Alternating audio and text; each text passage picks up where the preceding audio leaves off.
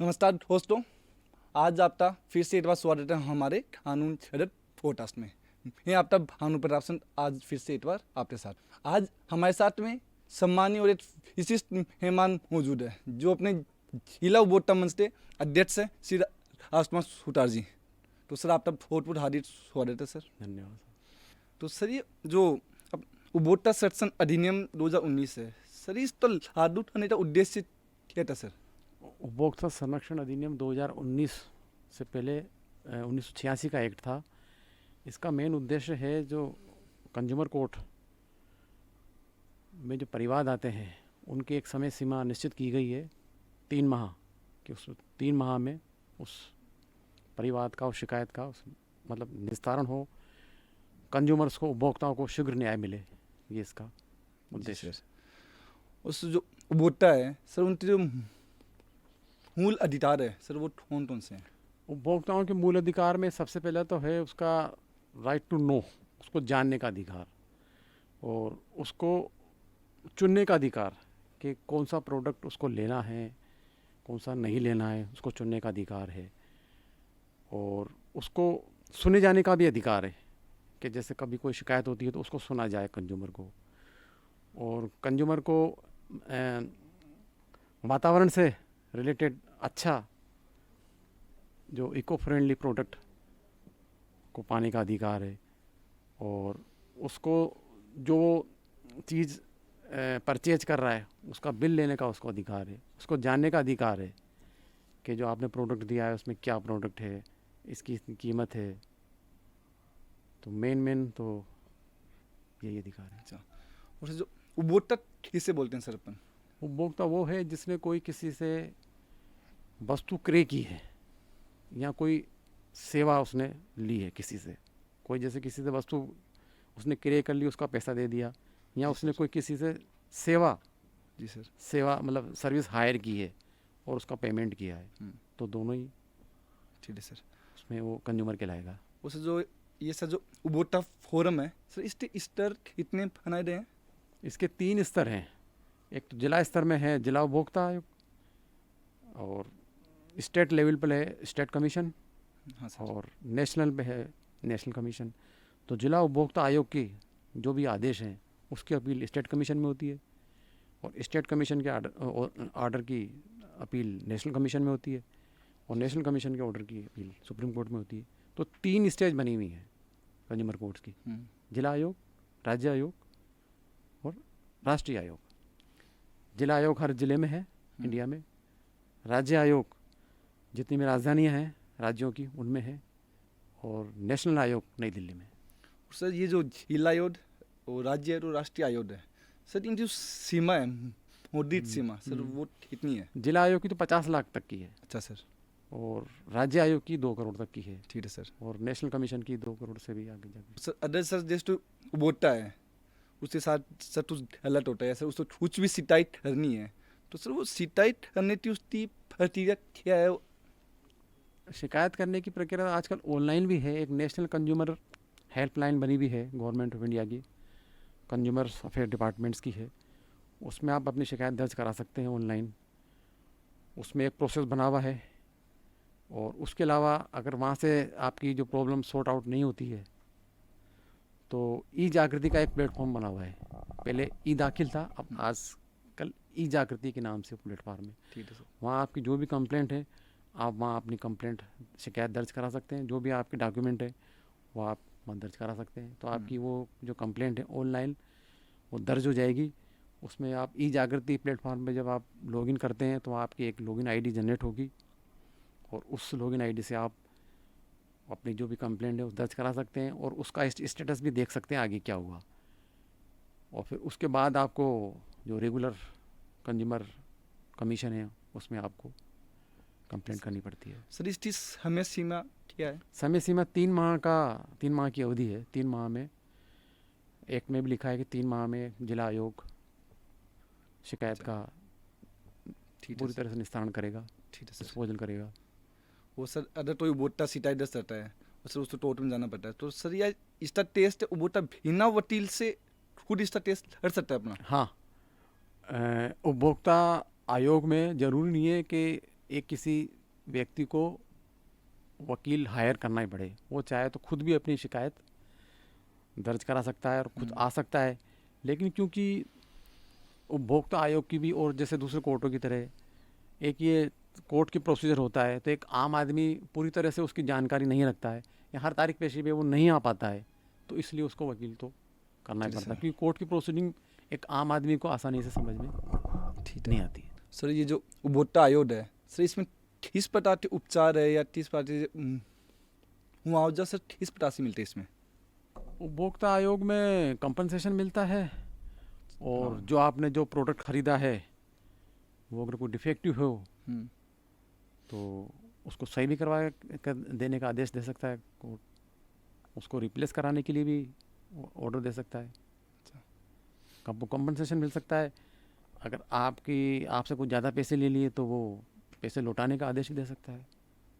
अरे सर जैसे तो ये सामान है सो उस पर MRP 100 रुपये है, तो सर अदर अपने से सर तो उठाने वाला सर 100 से एक्स्ट्रा रुपये ले लेता है, तो सर उसमें सर क्या कार्रवाई कर सकते हैं अपन? MRP से ज़्यादा कोई भी जो सेलर है वो MRP से ज़्यादा नहीं ले सकता। MRP में GST भी आता है। हाँ।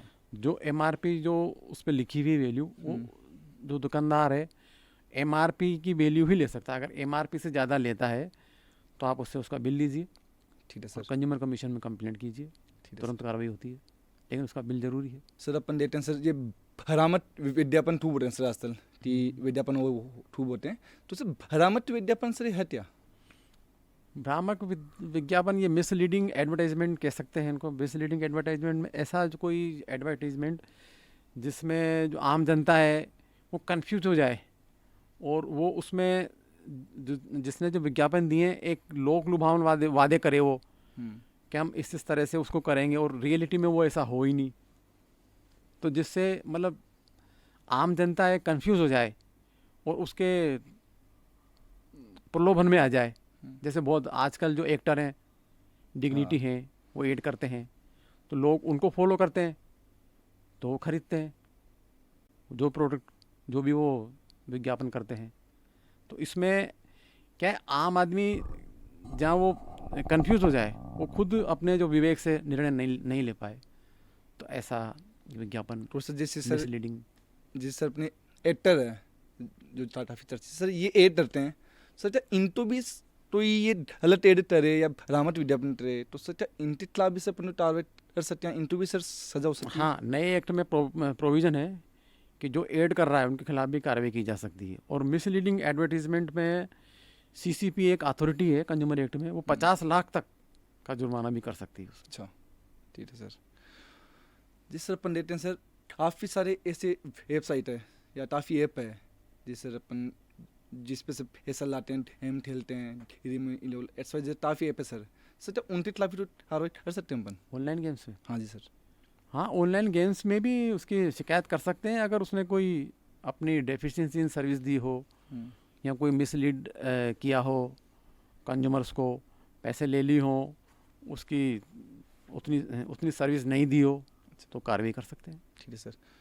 और सर जैसे ये अपन सुनते हैं सर फ्रॉडेड लायबिलिटी और फ्रॉडेड रीसेल, सर ये दोनों क्या है, दोनों में क्या अंतर है सर? प्रोडक्ट लायबिलिटी तो एक ऐसा कॉन्सेप्ट है जिसमें मैन्युफैक्चरर और सेलर इन दोनों के खिलाफ कार्रवाई की जा सकती है कि अगर कोई प्रोडक्ट ऐसा है जो उसकी जो रिक्वायर्ड इंग्रेडिएंट्स इनमें नहीं आ रहा, या जैसे कोई इसमें सेलर ने या कोई मैन्युफैक्चरर ने कोई डिफेक्ट किया उस प्रोडक्ट में, तो प्रोडक्ट लायबिलिटी का एक एक्शन होता है, एक कार्रवाई होती है, वो की जा सकती है। सर जैसे अपना CPA 2019 था, इसके तहत सर तो ऑनलाइन शॉपिंग करते हैं, उनके लिए भी सर तो प्रावधान है क्या सर? हाँ, ऑनलाइन शॉपिंग का भी इसमें ई-कॉमर्स का एक रूल्स बने हुए हैं, गवर्नमेंट पे ने एक रूल्स बनाए हैं ई-कॉमर्स के। जी सर। उसमें पूरा बताया है कि ऑनलाइन ट्रांजैक्शंस में किस तरह से कंप्लेंट की जाए और किस तरह से जो सर्विस दे रहे हैं उनकी लायबिलिटी है, कंज्यूमर को क्या करना चाहिए, नए अधिनियम में प्रावधान है। जैसे सर पहले सर ई-दातिल नाम से था, उस अब सर उसको ई-जागृति नाम से कर दिया है, तो सर ये क्या है सर? ये ई-जागृति एक प्लेटफॉर्म है जिसमें आप अपना आईडी बना सकते हो, उसमें रजिस्टर कर सकते हो अपने आप को, और आपकी जो कंज्यूमर कंप्लेंट है उसमें आप फाइल कर सकते हो, जो भी आपके डॉक्यूमेंट है वो उसमें फाइल कर सकते हो, आपकी वो कंप्लेंट रजिस्टर्ड हो जाएगी और कंज्यूमर कमीशन में आ जाएगी, और फिर आप उसकी हार्ड कॉपी वहाँ पेश करके अपना जो कंप्लेंट है आपकी वहाँ फाइल कर सकते हो कोर्ट में। तो सर इसका उबोटा है सर, वो इसका फ़ायदा क्या क्या फ़ायदे मिल सकते हैं सर ई दाखिल के उबोटा हो तो? ई दाखिल ई जागृति के तो जो प्लेटफॉर्म है इसमें ऑनलाइन इसकी शिकायत दर्ज हो जाएगी, रजिस्टर्ड हो जाएगी वो।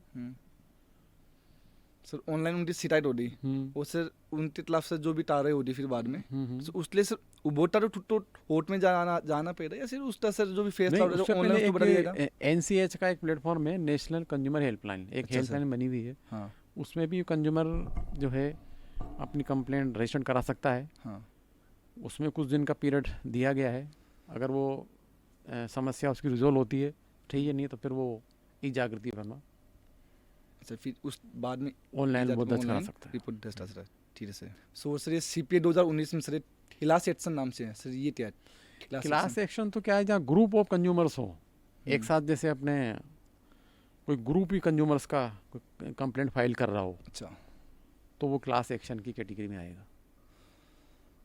मतलब काफी सारे मतलब एक कंप्लीट ग्रुप हाँ, होना एक चाहिए, ग्रुप हो, होता होता हाँ फिर एक ग्रुप हो जो class action- जहाँ उस ग्रुप की तरफ से एक व्यक्ति या पूरे ही वो सारे ग्रुप के व्यक्ति उसको फाइल कर सकते हो, ठीक है सर। तो क्लास एक्शन की कैटेगरी में आ जाएगा। और सर जैसे ग्रामीण और जो अशिक्षित लोग है सर उन तक सर न्याय पहुंचाने के लिए सर क्या व्यवस्था अपना इसमें? ग्रामीण और अशिक्षित जो हैं वो जैसे अपने ई मित्र पे आ सकते हैं, ई मित्र के प्लेटफॉर्म पे, अच्छा ई मित्र पे आके, और ये नेशनल कंज्यूमर हेल्पलाइन है वहाँ अपनी शिकायत बता दें, और वहाँ रिजोल्व नहीं होती है तो ई जागृति प्लेटफॉर्म है, वहाँ भी अपनी शिकायत दर्ज करा सकते हैं। ठीक है सर। और फिर क्योंकि एक कमीशन में आने के लिए एक वकील की आवश्यकता नहीं है, तो खुद भी आ सकते हैं, और 5 लाख तक का कोई अगर केस है तो उसमें कोई कोर्ट फीस भी नहीं लगती। अच्छा ठीक है। जब 5 लाख से जो भी ऊपर वाले हाँ, टेस्ट होते तो हैं उनके अंदर उसमें- कोर्ट फीस लगती है, उसमें court और फीस 5 लाख वाले जो भी हैं सर वो उसमें कोई शुल्क नहीं कोर्ट लगेगा। फीस हाँ। फ्री रहती है सर। ठीक है सर। सर ये जो उपभोक्ता मामले हैं सर, इनमें से जो मध्यस्थता सर ये क्या है सर? ये अभी जो सीपीए 2019 का जो एक्ट आया है, इसमें मीडिएशन का प्रोविज़न है, इससे पहले वाले एक्ट में मीडिएशन का प्रोविज़न नहीं था। ठीक है सर। अब मीडिएशन का है कि इसमें मीडिएटर होता है, एक एक्सपर्ट होता है जो दोनों पार्टीज़ के बीच में मीडिएशन करता है, यानी मध्यस्थता करता है। उनको फैसला तो दोनों पार्टीज़ को लेना पड़ता है, लेकिन वो बीच में उन दोनों के सुगम बनाता है, उन दोनों की बातचीत को, और दोनों को बताता है कि भाई आपको किस तरह से आपके जो विवाद है उसको मीडिएशन के थ्रू आप उसको सुलझा सकते हो। ठीक है सर। एक मीडिएटर होता है बीच में, मध्यस्थ बीच कह में सकते मध्यस्थ हैं, करने वाला लेकिन वो उसमें। एक्सपर्ट होता है। अच्छा वो उन दोनों की जो एक तो विवाद है और उसका जो जिससे विवाद है, दोनों को अपनी अपनी क्षेत्र में वो बताता है, जानकारी दे सकता है कि किस तरह से आपको उसको मीडिएशन के बेनिफिट क्या हैं, आपको मीडिएशन में जाओगे तो क्या बेनिफिट हैं, और किस तरह से आपका जो रेगुलर कोर्ट के जरिए या रेगुलर कमीशन के जरिए आप अपनी प्रॉब्लम को सॉर्ट आउट कराते हैं, उसके बजाय मीडिएशन के थ्रू भी निस्तारण करवा सकते हैं। ठीक है सर। अगर सर तो ये उपभोक्ता है उसी से तो बैंक में सर तो EMI जमा होती है, तो लोन लेता है उससे बैंक वाले सर उसकी गलत EMI काट लेते हैं या फिर तो हिडन चार्ज काट लेते हैं, तो सर क्या वो भी सर तो शिकायत कर सकता है? हाँ बिल्कुल, अगर EMI से ज़्यादा अगर कोई पैसा काटा है तो कंज्यूमर कमीशन उसको पैसा दिला सकता है। अभी हमने कल ही जोधपुर में एक केस था, उसमें उसने पूरी EMI जमा करा दी थी, अच्छा NOC भी ले ली थी। अच्छा NOC लेने के बाद भी उसका जो ECS जो लगता है खाते में, वो ECS हटाया ही नहीं, एक किस्त और काट ली 7,340 रुपये की। ठीक है।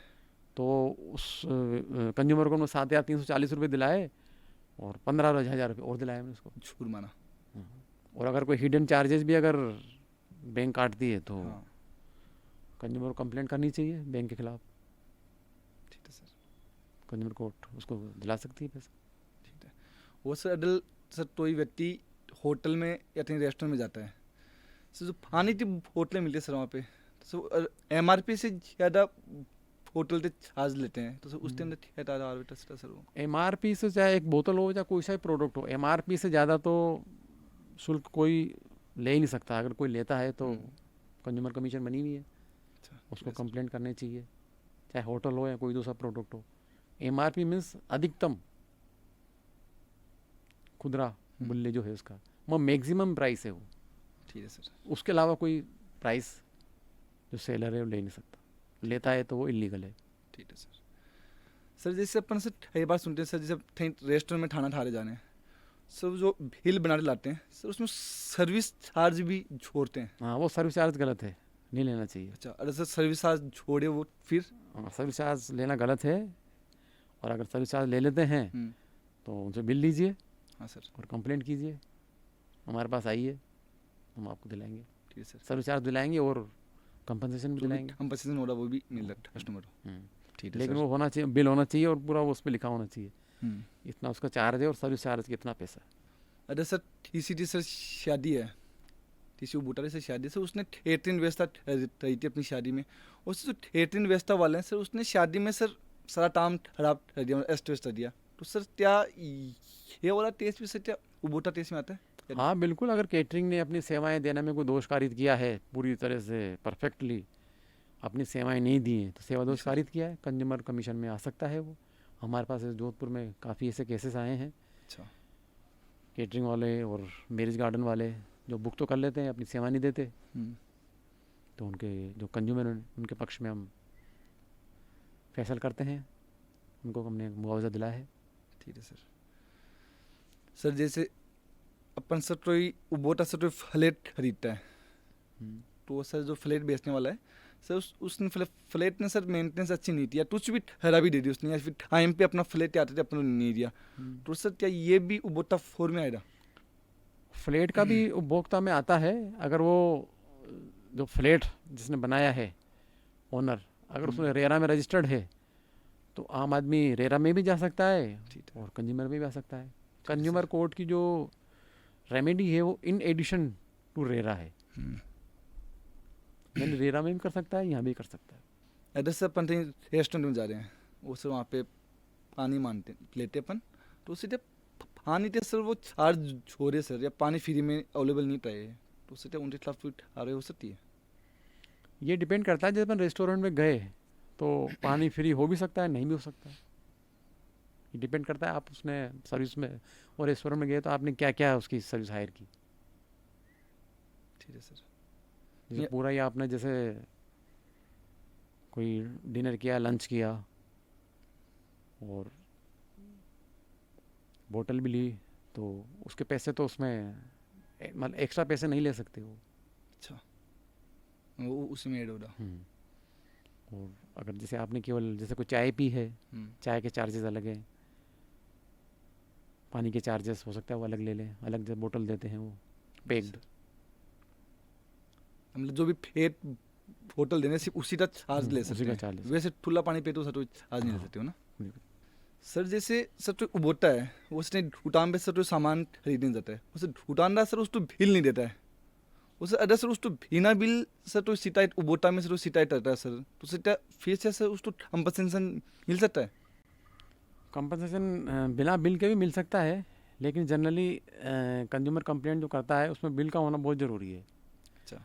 लेकिन आजकल क्या है, दुकानदार जो हैं ग्राहक को डरा देते हैं कि भाई अगर आप बिल लोगे तो GST भी लगेगा आपको, तो आम आदमी बिल ही नहीं लेता, बिल नहीं लेता और फिर वो कुछ चीज़ लेके गया, घर जाके उसको पता चलता है कि ये तो इसमें कोई डिफेक्ट है, तो उसको कार्रवाई करनी होती है, तो बिना बिल के तो वो फिर कर ही नहीं पाता, आगे बढ़ ही नहीं पाता। लेकिन ऐसा नहीं है, अगर जहाँ बिल नहीं है तो भी उसकी कंप्लेंट मेंटेनेबल है, कर सकता है। फिर अगर उसको बिल नहीं है तो एक शपथ पत्र देना पड़ेगा अपने परिवार में, उसमें उसको पूरा लिख कर आना पड़ेगा कि मेरे पास इस वस्तु का बिल क्यों नहीं है, या मुझे दुकानदार ने क्यों नहीं दिया, या मैंने क्यों नहीं लिया, और वो नहीं दिया इसकी ये वजह है, और ये चीज़ मैंने इतने में ही खरीदी है, उसका अलग से शपथ पत्र होना चाहिए। ठीक है सर। तो फिर वो परिवार पोषणीय है और उसको मुआवजा मिल सकता है बिना बिल के भी। ठीक है सर। और सर जैसे अदर सर अपन सर ऑनलाइन देते हैं सर, आज सर काफ़ी प्रोडक्ट हैं सर, इनके ऑनलाइन विज्ञापन होता है, जैसे तो क्रीम हो रही, फेस वॉश हो गया सर। अदर सर तो कस्टमर सर उनका ऑनलाइन ऑनलाइन देख लिया सर, उसने यहाँ ये तो क्रीम है, इससे मैं हो रहा हो जाऊँगा सर, उसका यूज़ करता है और सर उससे से उल्टा उसके ऊपर से साइड इफेक्ट हो जाता है, तो सर क्या उसके खिलाफ भी सर कार्रवाई कर सकता है? हाँ बिल्कुल कर सकता है। जो उसने क्रीम ली है और उसका बिल है, और अगर उसको कोई साइड इफ़ेक्ट हुआ है उससे, तो शिकायत कर सकता है और उसको बताना पड़ेगा कि ये जो मैंने क्रीम ली है इससे मुझे इतनी परेशानी हुई है, और क्रीम में बाहर ये इंग्रेडिएंट्स, ये कंपोजिशन था, लेकिन वो निकला ही नहीं, उल्टा मुझे परेशान और कर दिया पर। तो सर वो शिकायत है ना, तो सर जो क्रीम सर जिस कंपनी की थी सर उसी के खिलाफ कार्रवाई हो रही है सर, जो सर उसका एड दे रहा था उसके खिलाफ नहीं, कार्रवाई हो एड सकती है? जो दे रहा था वो भी, और जिससे जिससे उसने खरीदी वो भी, और जिसने मैन्युफैक्चर की, तीनों के खिलाफ तो उन सब के खिलाफ कार्रवाई कार्रवाई हो कर सकती है सकती उसमें? है। सर जैसे अपन सर कई बार सुनने तो मिलता है कि मैंने मेरा बीमा करवा रहता है, फिर भी बीमा कंपनी ने क्लेम देने से मना कर दिया, तो सर इनके से क्या रीजन हो सकते हैं या क्या कार्रवाई कर सकते हैं जब सर तो बीमा कंपनी क्लेम देने से मना कर दे? तो बीमा कंपनी अगर क्लेम देने से मना करती है तो एक आम आदमी को सबसे पहले तो जब बीमा कराता है तो बीमा का जो प्रपोजल फॉर्म है उसको बड़े ध्यान से भरना चाहिए। किसी एजेंट के बहकावे में नहीं आना चाहिए, और जो प्रपोजल भर रहा है उसको बड़ी सावधानी से भरना चाहिए, क्योंकि जो प्रपोजल फॉर्म भर रहा है वही पॉलिसी का आधार होता है, और उसमें जो उसने जानकारी दी है उसी जानकारी के आधार पर बीमा कंपनी उसके क्लेम को या तो मंजूर कर सकती है या खारिज कर सकती है। और एक आम आदमी जो है बीमा प्रपोजल का फॉर्म भरता है वो उसको सावधानी रखनी चाहिए। उसके अलावा भी उसको बीमा कंपनी की जो क्या है उसके पॉलिसी के बारे में बीमा कंपनी से पॉलिसी लेनी चाहिए। उसको पूरी जानकारी होनी चाहिए कि उसने काय का बीमा कराया है, और इसमें 15 दिन का फ्री लुक पीरियड होता है। जिस दिन आपने बीमा कराया उसके 15 दिन की अवधि होती है। उस 15 दिन में जो जिसने बीमा करवाया है उस बीमा को वो कैंसिल कर सकता है, और उसको बीमा कंपनी को पूरा पैसा वापस देना पड़ेगा। तो उस 15 दिन का जो पीरियड है उसको फ़ायदा उठाना चाहिए। उस 15 दिन में उसको देख लेना चाहिए कि ये पॉलिसी जो मैं बीमा करा रहा हूँ मेरे काम की है नहीं है, और मैंने जो जानकारी दी है वो सही है या गलत है। क्योंकि बीमा कंपनी जब क्लेम का फॉर्म आता है तो वो देखती है कि ये जो उसने जानकारी दी है ये तो गलत जानकारी दी है और कोई जानकारी छुपाई है। तो गलत जानकारी देना या कोई जानकारी छुपाना, इस आधार पे भी वो क्लेम को निरस्त कर सकती है। ठीक है सर। और अगर जहाँ उसने एक आम आदमी ने क्लेम फॉर्म भर दिया और जानकारी छुपा दी, तो फिर वो कंज्यूमर कोर्ट भी उसकी क्या मदद करेगी जहाँ उसने जानकारी गलत दी है। ठीक है सर। तो बीमा प्रपोजल फॉर्म भरते समय उसको बहुत सावधानी रखनी चाहिए। बीमा पॉलिसी उससे लेना चाहिए, उसकी शर्तें क्या हैं वो पूरी तरह से उसको बीमा कंपनियों को कहना चाहिए मुझे बताओ, समझाओ। क्योंकि बीमा पॉलिसी की शर्तें ज़्यादातर अंग्रेजी में ही लिखी होती हैं, हिंदी में लिखी हुई नहीं होती, और आम आदमी को इंग्लिश की जानकारी होती नहीं है, तो उसको पूरी जानकारी लेनी चाहिए। ठीक है सर। सर जैसे अभी सर हाल ही में सर मैंने ठेस देता था सर, तो ये सर क्लाइंट था सर, उसने बैंक में लोन अप्लाई किया सर, उसने 22 लाख रुपये लोन अप्लाई किया सर, बैंक वाले ने उससे सर GST जो दी 32 लाख रुपये थी सर, उसने लोन ले लिया, अपना काम कर लिया सर, उसने लोन की किस्तें जमा करानी चालू कर दी उसने सर, उसने 7 लाख 30 से जमा कराई सर, उसको बाद में पता चलता है उसने जब डॉक्यूमेंट चेक किए, जब बाद में डॉक्यूमेंट्स आई उसके पास लोन की फाइल आई कि मेरे पास में बैंक वाले ने फ्रॉड किया, लोन दिया 22 लाख था सर, GST जो दी 32 लाख थी सर, उस स्थिति में सर अलाइन क्या कर सकता सर? ये डिपेंड करता है कि वो उस केस के क्या फैक्ट्स हैं, क्या परिस्थितियां हैं। हो सकता है जितने का वो क्लेम हो उससे ज़्यादा की GST हो, या कोई पहले से उसका कोई GST का वायोलेशन चल रहा हो, ताकि उससे वो GST बढ़ता 32 लाख आ गया। बाकी जनरली इतना अमाउंट होता नहीं GST का, कोई इसमें रीज़न होगा कोई। नहीं सर, जैसे सर उसने लोन तो सिर्फ 22 लाख का लिया था, हाँ। बस उन्होंने GST 32 लाख के ऊपर छोड़ दी, 22 की बजाय 32 पे जोड़ दी। 32 जोड़ दी उन्होंने। हाँ तो वो तो गलत है। हाँ सर, इस स्थिति में सर वो क्या कार्रवाई कर सकता है? क्या सर वो इस उपभोक्ता में इसमें आता है अपने शिकायत दर्ज में? हाँ बिल्कुल आ सकता है। तो वो उसकी अगर GST उसने ज़्यादा ली है तो वो GST का डिपार्टमेंट वहाँ भी शिकायत कर सकता है। और अगर उसको लगता है कि जहाँ से उसने लोन लिया है उसने कोई सेवा दोष कारित किया है, अपनी सेवाएं नहीं दी हैं, तो कंज्यूमर कोर्ट में भी वो Status परिवाद अपना। पेश कर सकता है। ठीक है सर। वो सर ऐसे सर एक क्लाइंट होता उसने सर सोलर पावर प्लांट के लिए अप्लाई किया सर उसने सोलर का नेट से लिया सर उसने सर सोलर वाले ने सर उसने 22 लाख रुपए में से 60 किलोवाट हटाने की गारंटी ली थी उनके पास इतनी में एग्रीमेंट हुआ था बस सर सोलर वाले ने सर उसे सिर्फ 40 किलोवाट ही हटाया 20 किलोवाट नहीं लाया तो सर क्या सर ये भी सर वो टर्म्स में आता है या उसके खिलाफ हाँ, वो टर्म्स बिल्कुल। कर सकता है? ये सेवा दोष ही है जो उसने पहले क्या बताया उस कंज्यूमर को, और अब सर मतलब सेवाएं क्या दी, सेवा दोष ही है क्लियर कट, ठीक है तो कंज्यूमर कमीशन में आ सकता है। सर। जैसे आप तो सर अपनी फैमिली में फर्स्ट जनरेशन हुए थे तो सर आपको काफ़ी मुश्किल है बस सर हमें जहाँ तक पता है सर आपकी जो आपकी डॉटर इन लॉ डॉटर है सर ये भी सर हो ही रहे हैं आपकी फैमिली में। जी हाँ, मेरा सन और मेरी डॉटर इन लॉ दोनों एडवोकेट हैं, इस समय राजस्थान हाई कोर्ट में प्रैक्टिस कर रहे हैं। मेरा सन जसवंत शर्मा नाम है उसका, और मेरी डॉटर इन लॉ है मोरवी शर्मा है। और मेरी डॉटर इन लॉ ने तो NLU से LLB पास की है, LLM भी अच्छा। पास की है NLU से। ठीक है सर। और मेरी जो डॉटर है वो एट प्रेजेंट फाइनल ईयर में है BA LLB, जी। नेक्स्ट ईयर उसका भी रजिस्ट्रेशन हो जाएगा। और मेरी फैमिली में मेरी वाइफ के अलावा हम सब लीगल फील्ड से ही हैं। मेरी वाइफ हाउस वाइफ है, तो जी जनरली हम कभी कभी कोई डिस्कशन करते हैं तो पूरी लैंग्वेज ही हमारी लीगल ही होती है, लीगल में ही बात करते हैं।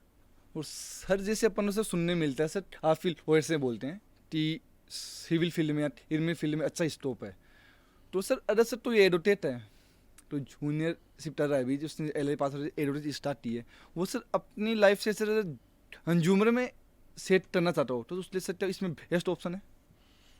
कंज्यूमर कोर्ट की प्रैक्टिस में काफ़ी अच्छा स्कोप है अगर कोई करना चाहे। आम आदमी तो जनरली जो भी चीज़ें खरीदता करता है रात दिन, मतलब कहीं ना कहीं तो खरीदता ही है चीज़ें, तो वो कंज्यूमर तो है ही, कोई सा भी आदमी हो। जी सर। तो जनरली आम आदमी तो कुछ प्रोडक्ट खरीदता है, कुछ उसमें अगर कंप्लेंट भी होती तो कुछ नहीं करता वो जनरली, कि उसको नॉलेज भी नहीं होता। तो अगर एक एडवोकेट होगा तो उसको अगर प्रैक्टिस करनी है तो वो खुद भी जैसे कंज्यूमर है तो खुद की कंप्लेंट भी कर सकता है, और जो आम आदमी है उसको जागरूक कर सकता है कि भाई आपके अधिकारों को हनन हुआ है, आपको कंज्यूमर कोर्ट में केस करना चाहिए या इतना आपको मुआवजा मिल सकता है। ठीक है तो सर। जागरूक करके वो आम आदमी को उसके केस फाइल कर सकता है। सर आप अपनी तरफ से सर तो ऑडियंस के लिए सर तो अच्छी सी बात बताना चाहती कंज्यूमर से रिलेटेड या सर तो आपकी सर लाइफ में सर ऐसा तो ठेस रहा है सर कंज्यूमर कोर्ट में जो काफ़ी इंटरेस्टेड रहा हो सर? आम आदमी को तो क्या है, generally day to day life में काफ़ी कुछ चीज़ें खरीदनी पड़ती हैं, बहुत सी सेवाएं लेनी पड़ती है, तो न्यूट्रल होता है आम आदमी, कुछ कार्रवाई करना नहीं चाहता। कुछ अगर वो उसके अधिकारों का हनन भी होता है तो वो सह लेता है, कुछ कार्रवाई नहीं करता। तो आम आदमी को कार्रवाई करनी चाहिए अगर उसने जो कुछ चीज़ खरीदी है उसमें कोई दोष है, तो उसको जागरूक होना चाहिए, विजिलेंट होना चाहिए अपने अधिकारों के प्रति, और कार्रवाई करनी चाहिए। लेकिन आम आदमी सोचता है कि मैं कोर्ट में जाऊंगा, बहुत साल लग जाएंगे और मुझे कुछ न्याय मिलेगा नहीं मिलेगा, लेकिन ऐसा नहीं है। टाइम जरूर लग सकता है लेकिन उसको कार्रवाई करनी चाहिए कोर्ट में। तो आज सर ने जो भी अपन के साथ बातें शेयर की सर उसके लिए सर आपका सर बहुत बहुत धन्यवाद सर। वो सर आपने सर अपने इम्पोर्टेंट समय सर हमारे लिए टाइम निकाला सर हमारे लिए सर जोधपुर से जयपुर आए सर उसके हिसाब से बहुत बहुत धन्यवाद सर।